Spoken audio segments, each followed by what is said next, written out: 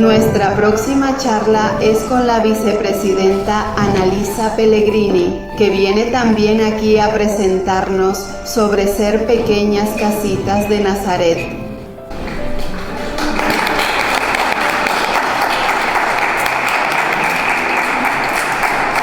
Buenas tardes. Bienvenidos.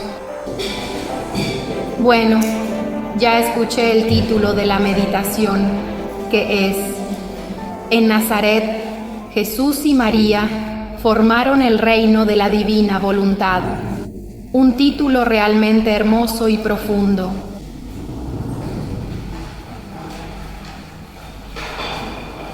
En esta meditación vamos a abordar el tema con tranquilidad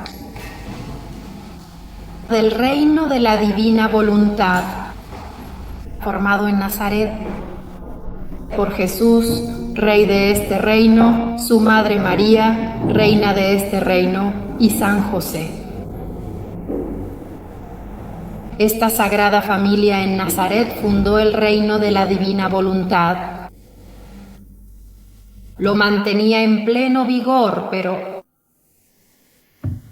Jesús Rey y María Reina no tenían un pueblo. Estaban sin pueblo. Y bien sabemos que un rey y una reina, sin el apoyo de su pueblo, realmente no pueden reinar. De hecho, humanamente hablando, el término reino significa básicamente un lugar o un ámbito específico donde alguien o algo domina o ejerce control sobre alguien o algo más. Para los creyentes, para nosotros, por tanto, se habla de un reino específico, el reino de Dios. Ya en el Antiguo Testamento, en la historia de la alianza en la que Dios se revela como soberano que guía la historia. En el reino de Dios se habla antes de la institución de una monarquía terrenal. El pueblo elegido, de hecho, reconoce a Dios como su propio rey. Pero tras la vida nómada y la conquista de la tierra, instaura una monarquía para ser como las demás naciones. En el Antiguo Testamento, de hecho, sabemos que está el libro de los reyes, el primero y el segundo, que son conocidos así en la Biblia. Y hay algunos libros, capítulos, que son más antiguos que los libros bíblicos, los definitivos. Más tarde, sin embargo, debido a este importante y notorio fracaso histórico de los reyes que se sucederán, el pueblo, lleno de esperanza, pide y espera con ilusión la llegada de un rey mesiánico, descendiente del rey David, quien, según la tradición, debe establecer un reino de verdadera justicia y de paz duradera. Este concepto de reino evoluciona en el Nuevo Testamento, donde el reino se convierte en una realidad presente en Jesucristo. Y es precisamente Él quien lo anunciará.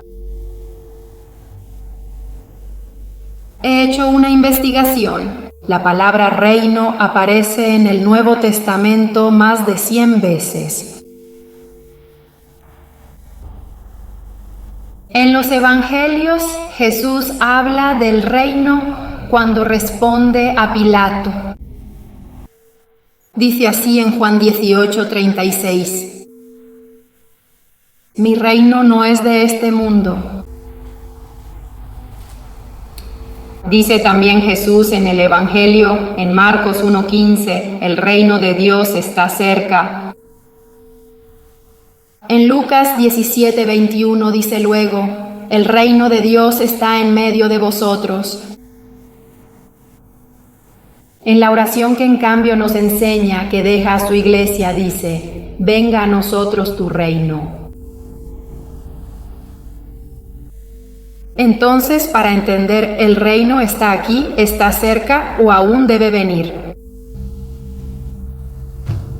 Así que bueno, más allá de lo que he escrito, hago una consideración propia. Yo, cuando escuchaba el Evangelio, siempre me hacía esta pregunta. Realmente me la planteaba, pensando en su sentido.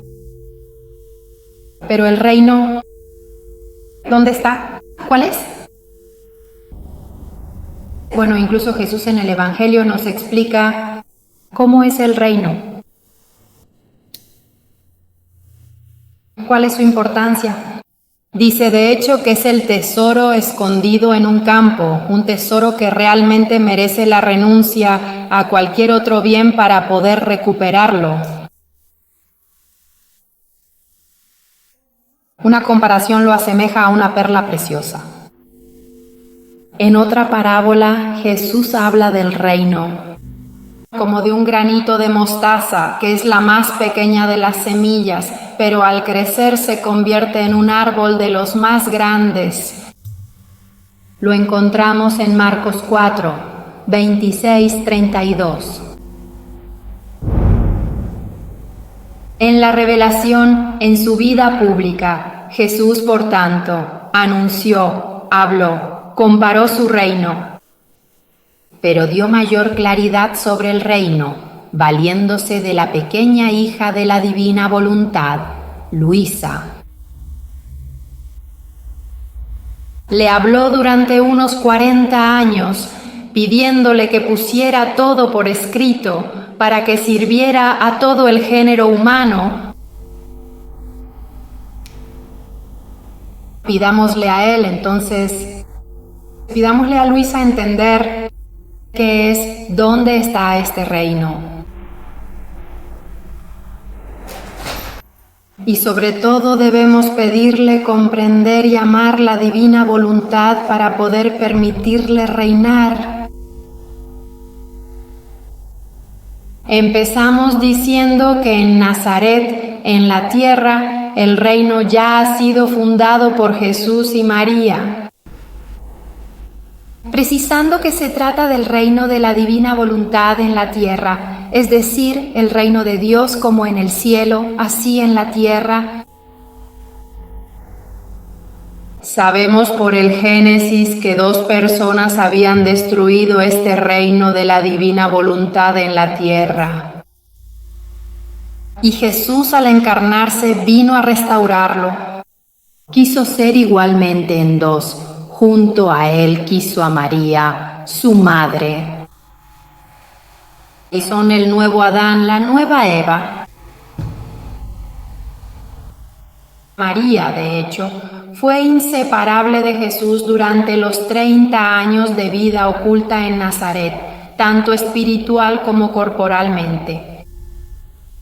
Y primero, Jesús Rey y luego María Reina, se constituyeron como fundamentos del reino destruido por la voluntad humana.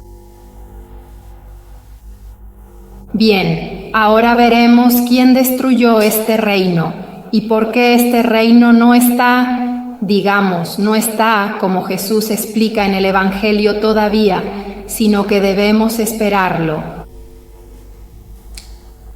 La voluntad humana había sido de hecho la primera en ofender a la voluntad divina, sustrayéndose de ella,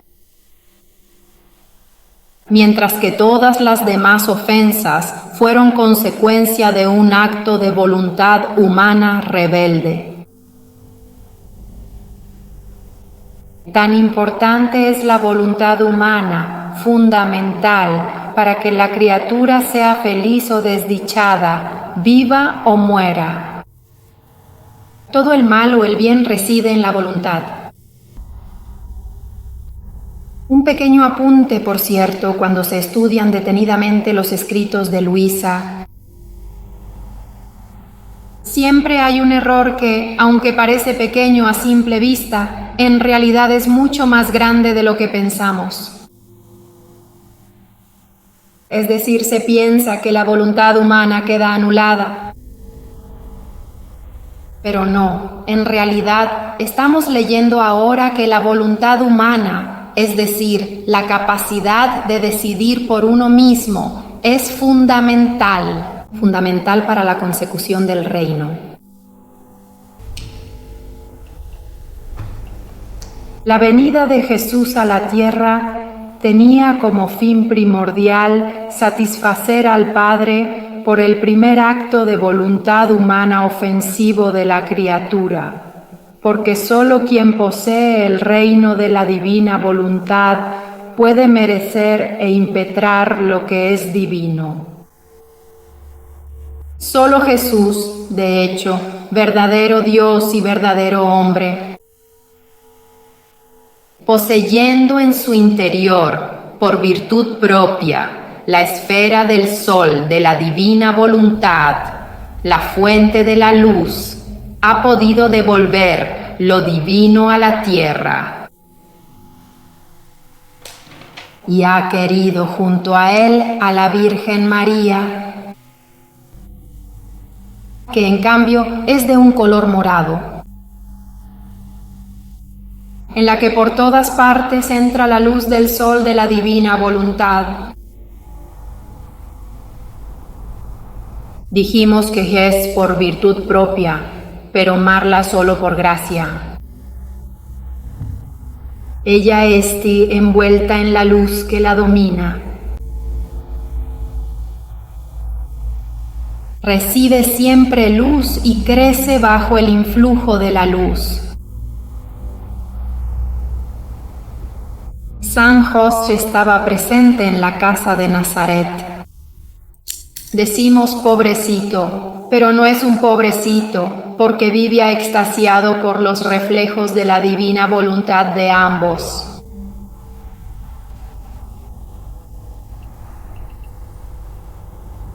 A través de los escritos de la sierva de Dios Luisa Picarreta, esta la explicación precisa de lo que Jesús anuncia en el Evangelio, hablando del reino de su voluntad,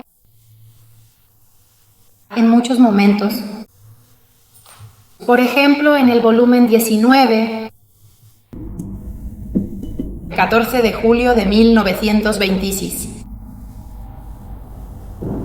Dice a Jesús: Hija Emma, la gloria perfecta y el amor completo a mi voluntad los dio mi humanidad.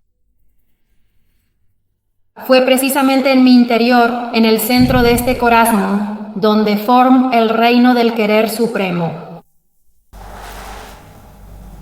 Y como el hombre lo había perdido y no había esperanza de poder recuperarlo, mi humanidad lo recupera con penas íntimas e inauditas, dándome todos los honores perdidos y debidos, y la gloria que le quité la criatura, para luego dárselo de nuevo como regalo a la criatura.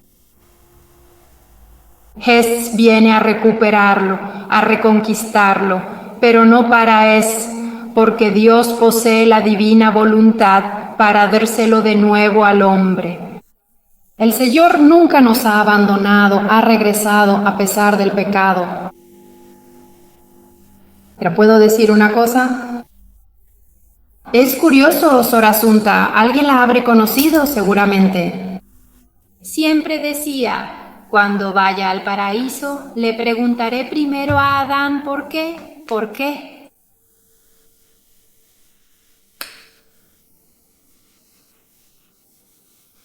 Ahora seguramente ya se lo habrá preguntado. Cuando vayamos, se lo preguntaremos a ella. Así que el reino de mi voluntad fue formado y desarrollado en mi propia humanidad. Por eso, todo lo que se formaba en ella, absolutamente todo, salía fuera llevando la impronta del fiat de su voluntad, así en el cielo como en la tierra. Cada pensamiento mío, mirada, respiro, palpitar, Cada gota de mi sangre, todo llevaba el sello de mi fiat, de mi reino supremo. Por lo tanto, todos los actos han sido acuñados por Jesús, tienen la impronta divina de Jesús. Ahora, a lo largo de los siglos, miraba a quién debía confiar este reino. Y he sido como una madre encinta, una mujer embarazada que sufre mucho porque quiere dar a luz, pero no puede. Las madres aquí presentes saben muy bien lo que significa tener un niño en el vientre materno, con el deseo de darlo a luz, sin poder ver la hora exacta, se espera con mucha ansia. Esta comparación que hizo Jesús con una madre que espera un hijo es eficaz, al menos para las mujeres. Para los hombres no lo sé. ¿Cuánto sufre una madre? ¿Cuánto dolor siente? Porque habiendo madurado este parto y no saliendo aún, la espera se vuelve cada vez más difícil. Su existencia está siempre en peligro. ¿Cuánto he sufrido? Mucho más porque este reino lo tenía como en secreto y oculto, guardado cuidadosamente en mi corazón. Porque al no ver claramente en las criaturas las verdaderas disposiciones para poder dar este reino, y al no haber tomado ellos todos los bienes del reino de la redención, no podía arriesgarme en ningún momento a darles el reino de mi voluntad, que es algo que contiene bienes mucho más grandes y valiosos. Esta es una observación importante. El reino de la divina voluntad contiene bienes más grandes que el de la redención. Porque el fin de la creación en realidad es algo importante. Mucho más que los bienes de la redención. Servían como parte de la dote, como antídoto, para hacer que las criaturas, entrando en el reino de mi voluntad, no pudieran repetir una segunda caída, como le ocurrió a Adán en aquel entonces. Por eso me he contentado con sufrir y esperar, incluso más que un amante, simplemente para no exponer a ningún peligro el querido y valioso fruto de mi reino. Y por eso yo miraba el transcurso de los siglos, esperando a mi pequeña recién nacida del reino de mi voluntad, poniéndole alrededor todos los bienes de la redención para seguridad del reino de mi voluntad. Sabemos que Luisa fue, en primer lugar, un alma víctima, por lo que Jesús la preparó cuidadosamente para esta nueva misión, la misión del reino de la divina voluntad. Y así Luisa, pues, fue crucificada con Jesús, participó en la pasión de Jesús. Su primera misión, ahora más que madre doliente: te confío a ti, Luisa, este parto mío y el destino de este reino mío. No es solo mi humanidad la que desea profundamente dar a luz este parto mío tan especial junto con mi Madre María, que tanto me cuesta y me exige, sino también toda la creación. Está preñada de mi voluntad. y ansía porque quiere darla a luz a las criaturas. Lo dice San Pablo en la carta a los Romanos 8, 18, 19, 23. Así que la creación es, en cierto modo, como un velo delicado y misterioso que esconde, de manera similar a un parto, la profunda voluntad divina. Y las criaturas toman el velo y rechazan el parto que hay dentro. Nos sucede cuando vemos un bello atardecer,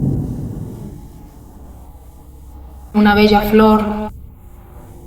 Nos sucede admirar la belleza de aquello, observarla con atención, pero tal vez no ir al verdadero origen de esa belleza. Ahora, ¿quién dará este desahogo y alivio a mi humanidad? ¿Quién romperá estos velos de tantas cosas creadas que esconden mi voluntad? ¿Quién reconocerá en todas las cosas al portador de mi voluntad y rindiéndole los debidos honores, la hará reinar en su alma, dándole el dominio y su soledad? Por eso, hija mía, se lo dice a Luisa, pero como bien sabes, también nos lo dice a nosotros. Mantente atenta y dale esta alegría a tu Jesús, que hasta ahora tanto ha anhelado, para sacar a la luz este parto de mi reino supremo. Y junto conmigo toda la creación como un solo acto. Romperás los velos y depositarás en ti el parto de mi voluntad que escondo. Así que Luisa es el depósito, la convierte en depósito de todos los bienes de la divina voluntad. Siempre en el volumen 19. Algún tiempo después, exactamente el 22 de agosto de 1926, Jesús sigue diciéndole a Luisa, como si Luisa no lo hubiera entendido: tu misión es grande, porque no se trata solamente de la santidad personal, sino que realmente se trata de abrazarlo todo y a todos, sin dejar nada ni a nadie fuera. Preparar el reino de mi voluntad para las generaciones humanas. Hija mía, quien es llamado como cabeza de una misión debe abrazar sinceramente a todos los miembros, dominarlos y constituirse en vida de cada uno. Ser cabeza significa muchas veces sufrir bastante, trabajar mucho y esforzarse constantemente para preparar el bien para todos los demás. Pero todo lo que realmente se posee, sin duda alguna, sobrepasa todo y a todos.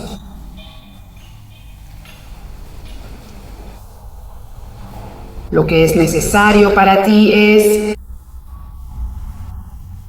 que debes formar el árbol con toda la plenitud de las ramas y multiplicidad de los frutos.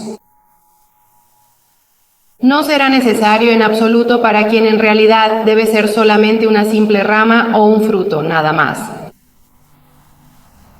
Menos mal. Nosotros esperamos ser una rama o un fruto, no debemos ser otros como lo ha sido Él. Su tarea, y por lo tanto también la nuestra, es fundamental. será permanecer incorporados al árbol para recibir correctamente los humores vitales que éste contiene en su interior. Es decir, dejarse dominar por mi voluntad, no dando vida jamás al propio querer. En todas las cosas, tanto internas como externas,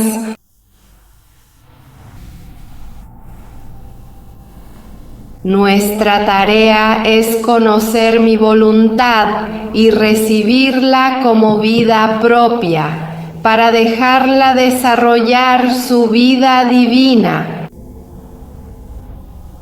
En fin, hacerla reinar y dominar como reina. Nosotros aquí en Corato acogemos a tantos peregrinos. Y muchas personas dicen que esto suele ser difícil. ¿Cómo se hace? Aquí parece sencillo, porque nosotros simplemente debemos mantenernos unidos como grupo y estar dispuestos a recibir lo que venga, sin hacer nada más. ¿Ustedes qué dicen? ¿Que vienen de fuera? Es fácil. Sí. ¿Cómo te adentrarás en la vida de mi querer? Se formará el arco iris de la paz, que formará el anillo de conjunción entre la voluntad divina y la voluntad humana,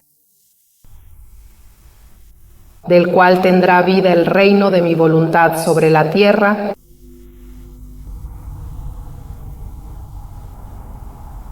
y tendrá principio y cumplimiento, mi oración y la de toda la Iglesia. Venga tu reino y hágase tu voluntad como en el cielo, así en la tierra.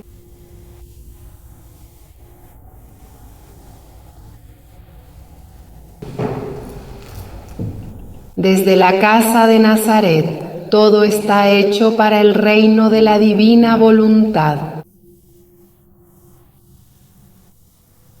Luisa se ha convertido en el canal para que haya esperanza de que regrese con todo su vigor a las generaciones humanas. Entonces Jesús lo hizo todo con María. Luisa se ha convertido en el depósito de estos bienes, a nosotros solo nos toca tomarlos.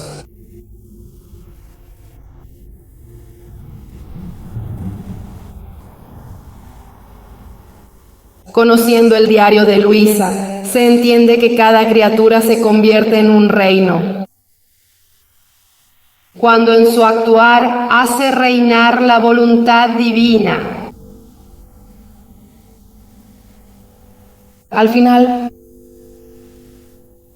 lo que para mí era una duda, pero ¿dónde está el reino? ¿Cuál es, qué es o cuándo debe venir? ¿El reino soy yo? Somos cada uno de nosotros. Si hacemos reinar la divina voluntad, somos importantes. Multiplicándose aquellos que voluntariamente, subrayamos voluntariamente, conocen la divina voluntad, la aman sinceramente y permiten a Jesús prepararlos y disponerlos con dedicación. Así se abren a realizar actos en ella. Se viene a formar ese pueblo que falta. A Jesús y María. ¿Recuerdan lo que dijimos al principio? Dijimos que el reino fue fundado en la casa de Nazaret. Está Jesús Rey, está María Reina, pero no tenían al pueblo. Este pueblo somos nosotros.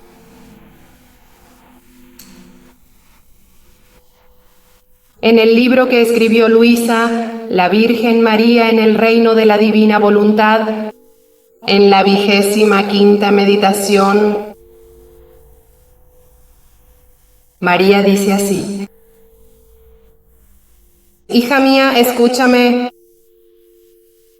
En esta casa de Nazaret fue formado en mi naturaleza y en la humanidad de mi Hijo el reino de la divina voluntad, para hacerlo un regalo a la familia humana. Cuando, sin embargo, se dispondría a recibir el bien. Dijimos voluntariamente. Lo que también dijimos al principio, la voluntad humana es importante, fundamental,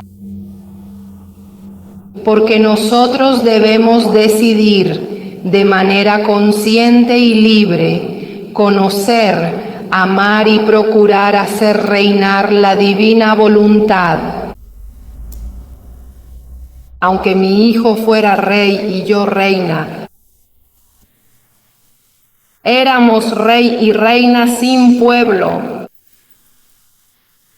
Nuestro reino, aunque en realidad pudiera abarcar a todos y dar vida a cada uno, seguía estando desierto, sin nadie en sus tierras. Pero las criaturas recibían el derecho de entrar en este reino, ya que era un privilegio otorgado porque era poseído por mí y también por mi hijo, quienes juntos lo compartíamos, que pertenecíamos, según el orden humano, a la familia humana. Así que Jesús y María han abierto las puertas y nos han dado el derecho legítimo de poder vivir plenamente como pueblo de este reino, de esta divinidad. Nuestra vida oculta a lo largo de los 30 años de mi hijo realmente sirvió de manera especial para preparar el reino de la divina voluntad en las criaturas. Cada pequeño acto, el trabajo. Jesús era carpintero, clavaba los clavos en la madera. El encender el fuego de María, una mamá, preparar la comida. Estaban todos muy animados por el querer supremo y estaban formados sólidamente sobre la base del puro y verdadero amor, para luego ponerlos a disposición de quien de manera voluntaria se servirá de ellos en algún momento para vivir a lo divino. Podemos vivir a lo divino, dice Jesús en otro pasaje de Luisa. Aprende a vivir a lo divino. Levántate de la tierra y vive de cielo. Todo esto es sin duda a expensas de nuestro querido Jesús. He terminado.